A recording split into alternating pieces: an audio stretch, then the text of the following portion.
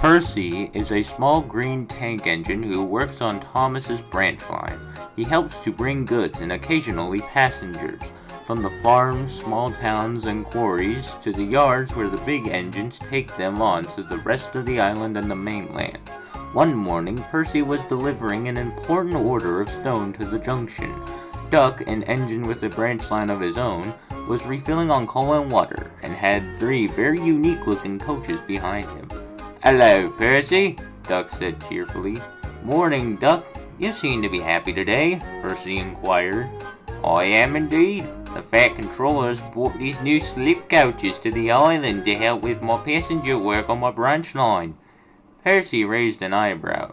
"Slip coaches?" "They're special coaches," Duck went on. "They can be uncoupled while the train is still rolling, from a compartment inside the coach. A guard then applies the brakes softly and smoothly once the coach reaches the platform." Percy was most intrigued. Duck's water tank was filled to the brim and his fire was stoked with plenty of coal. "I must get going with these lovely ladies. Goodbye, Percy." As Percy was returning to the sheds that evening, the clouds above had gone gray. A storm was coming. "It's not fair," he complained. "Why should Duck get special coaches?" "Oh, come off it, Percy. All coaches are special in their own way," Toby remarked. "You won't find a coach like Henrietta these days." "And I'm still plenty useful," she called from the sidings. "Thomas gets to go backwards, and now Duck doesn't have to stop. What's next?" Percy puffed. "Coaches without an engine?" "Just shut up and go to sleep," complained Thomas. "Some of us have real work to do tomorrow. And besides, slip coaches are just like Daisy, but they need a separate engine. Nonsense if you ask me," he yawned, and soon all 3 little engines were fast asleep. When they awoke the next morning, he saw a concerned Duck, Oliver, Donald, and Douglas sitting idly by the bay platform. "What happened to you 4?" asked Annie.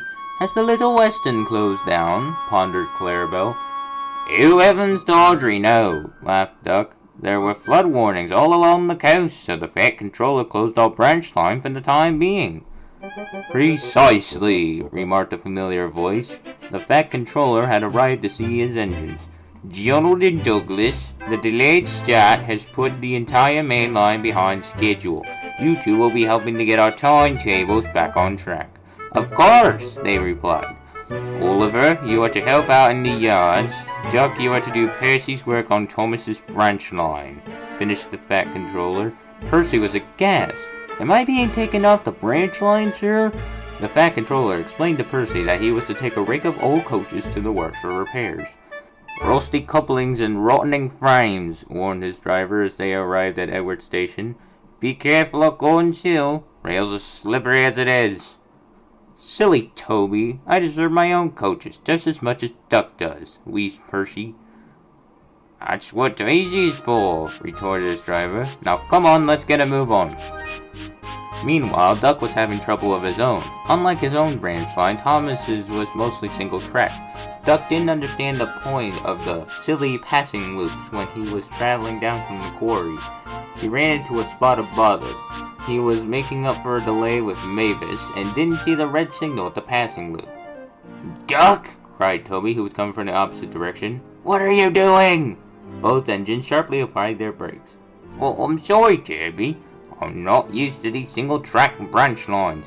"Well, you better get a move on if you want to get that load to the harbor on time," retorted Toby, and so Duck did just that.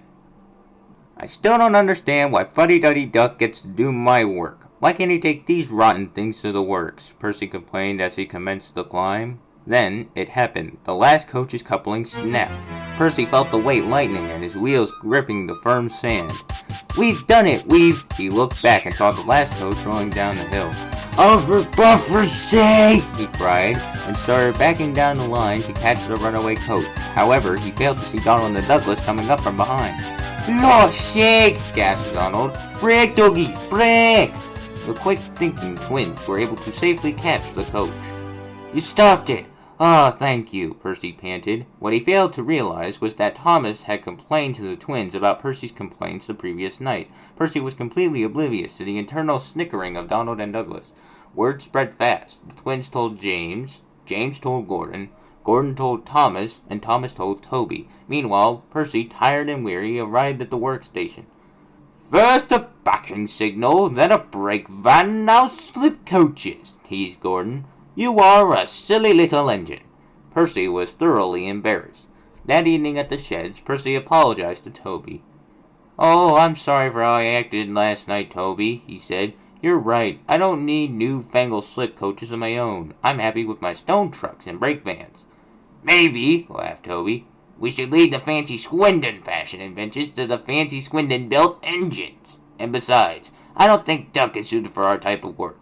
And Toby shared the day's events with Percy, smiling as they went.